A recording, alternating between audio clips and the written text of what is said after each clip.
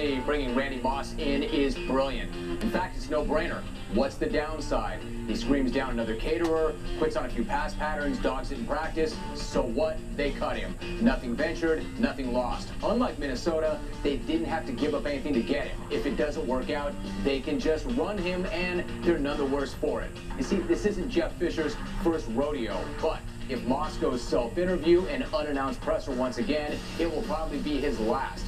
The Titans reportedly were the only team to put in a claim for him, so while he may still have more to offer physically, he is just one meltdown away from becoming Allen Iverson, a man without a country or a team. Well, one that matters anyway. Moss has to prove that he is still worth all the trouble and that his pros do outweigh his cons, because they did not in New England or Minnesota. But if Moss really is as smart as his apologists say he is, he'll realize he needs the Titans more than they need him. He needs to stay down and ball up. Even that won't guarantee him that long-term contract that he wants, but not doing so ensures that he won't get one. I don't even think that Randy Moss can jack up 3 great opportunities with 3 different franchises all in one season.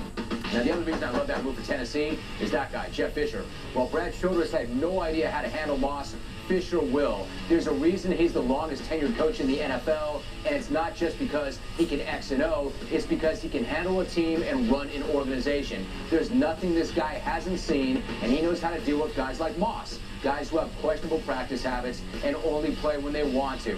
He's had Albert Hainsworth and Pac-Man Jones, and if he can deal with those two, he can get Moss to toe the line. And if he doesn't, it's hit the bricks. And while Moss needs them more than they need him, there is definitely a need there.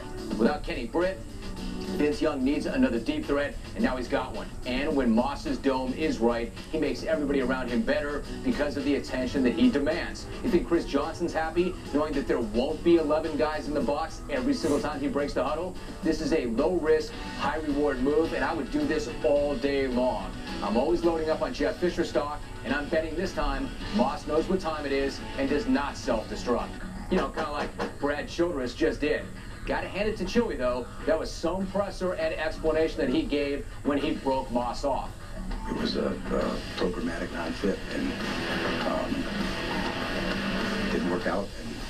And when things don't work out, you need to move quickly to take steps. We've got Hank Baskett, who's been inactive. He'll elevate his turns and get him in the mix, and he'll help us there, and he'll help us as well as on special teams.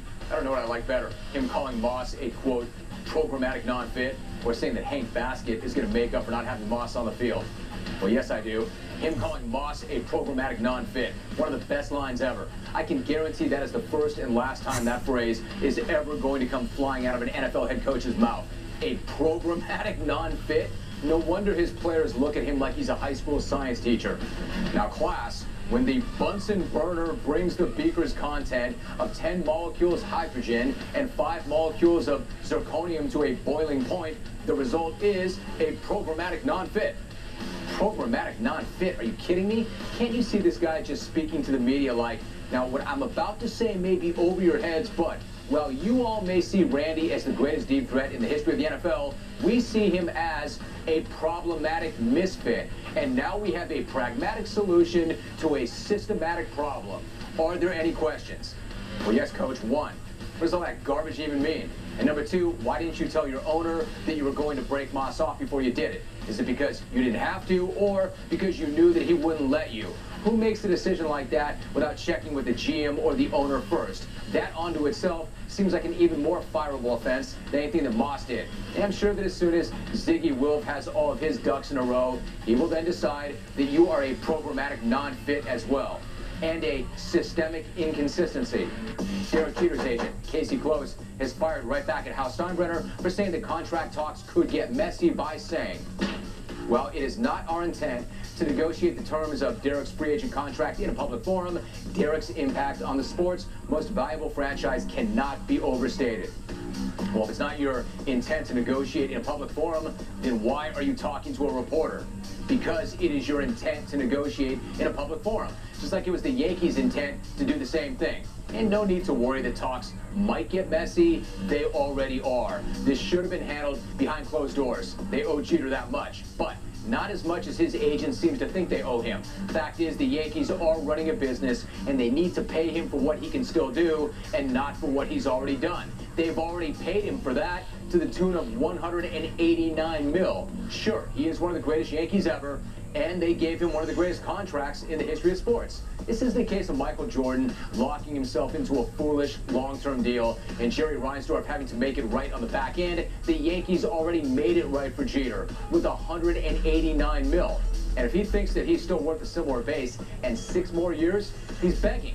Why? Because that's what Alex Rodriguez has? There isn't anybody in the game not named A-Rod or A-Rod's agent who doesn't think that was a big mistake. And the Yankees are not about to make it again. And they shouldn't. The last thing they need is a couple of old guys pulling about $40 million between them a year, dragging down the left side of the infield for the last few years of their contracts. It's not about what you've done, it's about what you can still do. And in Jeter's case, it's not as much as he used to. Later on, you'll get my take on KG's explanation for his alleged cancer blast. But coming up next.